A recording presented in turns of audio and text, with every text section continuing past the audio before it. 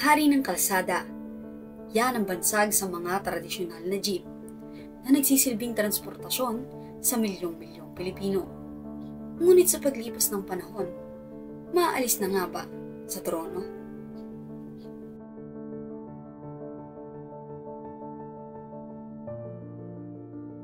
Isa sa malaking hamon na kinakaharap ng ating bansa ngayon, ang jeepney modernization o kilala bilang Public Utility Vehicle Modernization Program.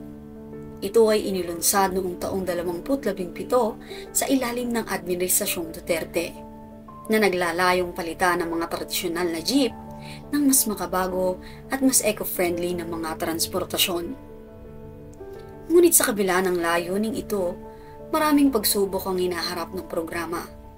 Dahil sa pandemya, naantala ang proseso ng modernisasyon at maraming pag-aalsa mula sa mga tsuper at operator ng tradisyonal na jeep.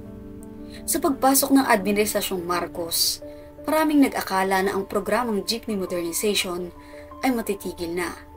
Ngunit ilang buwan ang makalipas ay binigyang diin ng bagong Pangulo ang programang ito.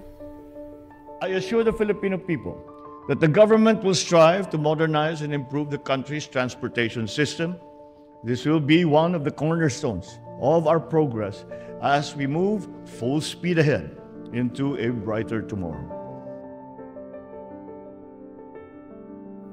Sa loob ng isang taon, maraming beses nangyari ang tigil pasada. Walang jeep ang nagpapasakay at tila luminis ang kalsada. Ito ay nagkaroon ng malawakang epekto sa maraming commuter. Ang ilang estudyante ay nawalan ng klase, samantalang ang iba ay nagtiyagang maghintay at pumila sa ibang uri ng transportasyon upang makarating sa kani-kanilang klase. Ang mga issue sa transportasyon ay nagiging hamon sa pang-araw-araw na buhay ng mga tao, kabilang na ang mga mag-aaral, na nangangailangan ng maayos at epektibong solusyon upang mapabuti ang kalagayan ng pagkukommute. Naniniwala ang iilan sa mga tsuper na makakabuti din ang pagpapalit sa mas bago at modernong sasakyan.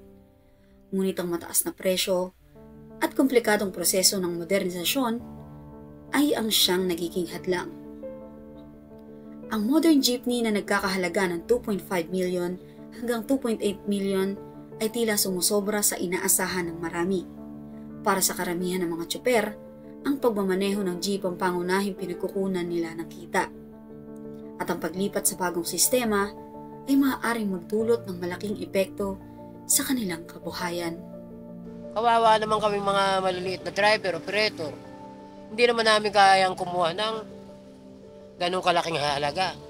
Hindi naman namin kayang hulugan sa pamamasada rito. Kukunin mo 2.5, 2.8. Kaya bang hulugan niya rito yon? Yung 5 kilometers lang ang haba ng linya namin. May mga jeep pa kami bumibiyahe. Eh sino makukuha ng operator na ganong kalaki na halaga ng minibus? Mahulugan kaya niya? Hindi kayang hulugan.